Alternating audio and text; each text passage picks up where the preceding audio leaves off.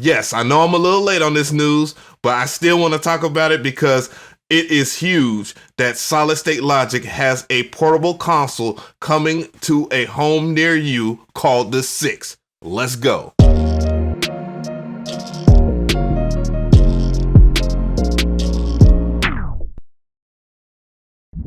So like I was saying, a whole bunch of news came out and some videos too. And one I really want to point out is the one that caught my eye, that caught my attention and won me into wanting one of these. And that was the one by Vintage King. And it was a how to do lo-fi hip hop beats on the Six.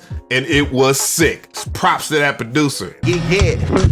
Motor cam in the place to be. We don't really.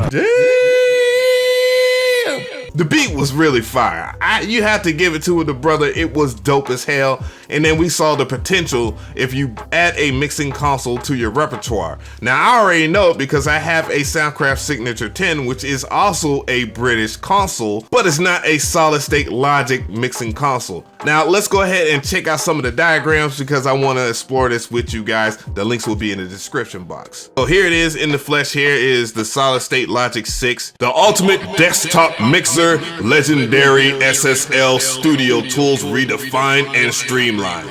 So again, a lot of us home recording studio enthusiasts have one of these already, but again, it's the Solid State Logic version of it. So that is the whole focus of them pushing this thing, is that they are jumping into this realm. So when we get into the price point, you already know you're gonna pay for this, baby. So when we go down here, we see a couple of the different shots, of course, and then they come to explain all the things that you could do, the 2 recording channels and things that I'm gonna talk about a little later, but it just does look magnificent. And then it has the master bus magic, so you do get the G-series bus compressor, and you already know, since I already used the Waves plugins or whatnot, I would definitely love to use the analog version of this. A fully professional condensed console for use in the studio, in post-production, on stage, and for podcasting.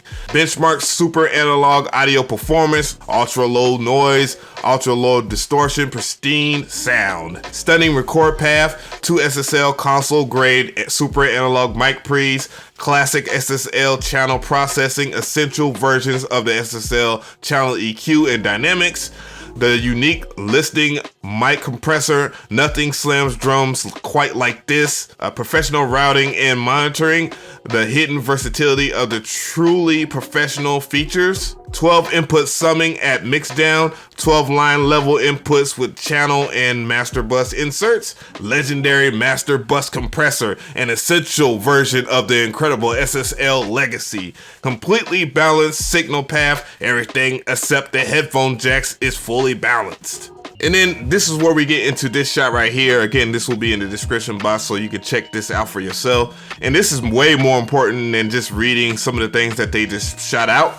It's for your understanding that you see the super analog Mcrees and, you know, definitely the IOs and what is the cross potential of it. Now, the one thing that I really noticed about this was the extra long faders. And now for somebody that is into leveling your mixes really well, a 100mm fader is a big deal, because your average mixing console at home that's portable is usually 60mm. So that is a huge selling point as well. So all the compressors are about the same, except for when you go over here to the G-series bus compressor. So yeah, I know a lot of people might have an issue with that, but hey, it is what it is. So you do have like your threshold and makeup gain here. So you do have a different taste versus your other compressors on your channels. You do have channel EQs. Obviously, it wouldn't be a smart thing if they didn't include some channel EQing. And then it has the classic British asymmetrical EQs, that nice little bell shape that everybody loves or grown to love. If you don't know about it, then I don't know why you're watching this video. But and then you have stereo Q send, so it is possible to send stuff so you can have effects and all that. You see that in that video because that video is dope. And then you also can monitor multiple sources. It also shows you the rest of the IOs, because when you're looking at just the top, it doesn't look like it has a lot of ins and outs. And then that's when you start seeing the rest of it right here, where you have your monitor outputs and then your main out. So you can also hook up many other things as well through through the scuds, and that will be like EQs and stuff like that if you want to have extra EQs and effects, or even like some type of monitor system. But it's not all perfect. I have two main complaints of which we're going to get into, and then I will talk about the alternatives as well, because I do think that they were a little bit too ambitious with some things. And one of the things that I wish it was an audio interface as well. So you do have to have an audio interface for you to hook it up. So that means that you can have some variables in your mix. Now, I know some people might consider themselves more professional than others and can handle those type of variables, but from a beginner standpoint or intermediate standpoint, then you might have some issues with using a mixing console and an audio interface. Me personally, nothing is worse than when you buy like a new mixing console or an audio interface and then you don't have a firm understanding on what you're doing, and then you just badger up a whole bunch of mixes, and then you're just really looking for answers and you can't get them until you have some experience. So it's a learning curve. The second thing that I have issue with is definitely the price of this thing. It is not cheap at all. So the price of this thing is $1,500 or $1,499. Good Lord, that's a lot of money. Lord, that's a lot of money. However, I do want to point out that there is a payment plan on sweetwater.com, so that's the reason why I'm using this as a reference. So if you really are wanting to use that, or you don't want to spend that type of money, because that is like half of some people's rent and maybe 3 times their rent. So it just depends on where you're at, and I'm pretty sure that most of us is paying around half that. Anyways, here's some more shots of it. Of course, you can check it out. I have that in the description so everybody can check that out as well. But yeah, you can see again that, you know, it is promising as far as the IOs. It's really good, but I really wish that it was an audio interface as well. And that brings me back to what I was talking about earlier. As somebody that has used some of the Soundcraft stuff, the Soundcraft Signature 10 is my portable mixing console, and it is also an audio interface, and it allows me to hook up a lot of external gear and have great analog summing as well. Not only that, it doesn't cost a lot. It only cost me $200 for that mixing console. So that is a huge jump for somebody that is used to that type of workflow. And then you have to change your workflow totally and then add $1,300 to the price point. Matter of fact, if we go over here, you see the Soundcraft Signature 12, and this is the MTK mixer. And this one right here allows you to do analog summing as well. And it works in Pro Tools, and it works on Mac and Windows, and it does everything that mixing console does at the fraction of that price at $500. And it's also an audio interface, and it allows you to have bus groups as well.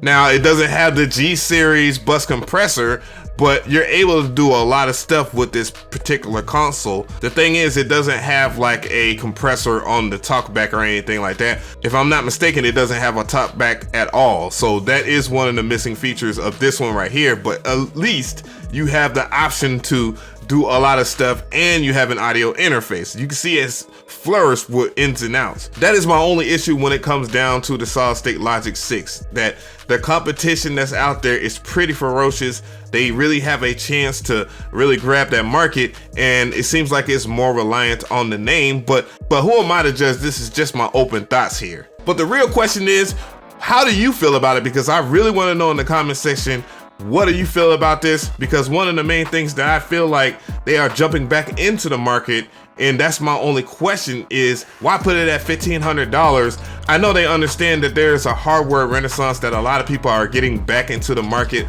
of putting out hardware, but the vast majority of these particular manufacturing companies know that price point is the main reason why a lot of people are catching their stuff, and that they are appeasing a mere different audience than they were years ago when things could be at a higher price, and basic economics do weigh into that. So maybe I am being a little too harsh, but I'm not saying I don't like it, because I do like it. I understand when you do music, it costs to be the boss. So let me know how you feel about that.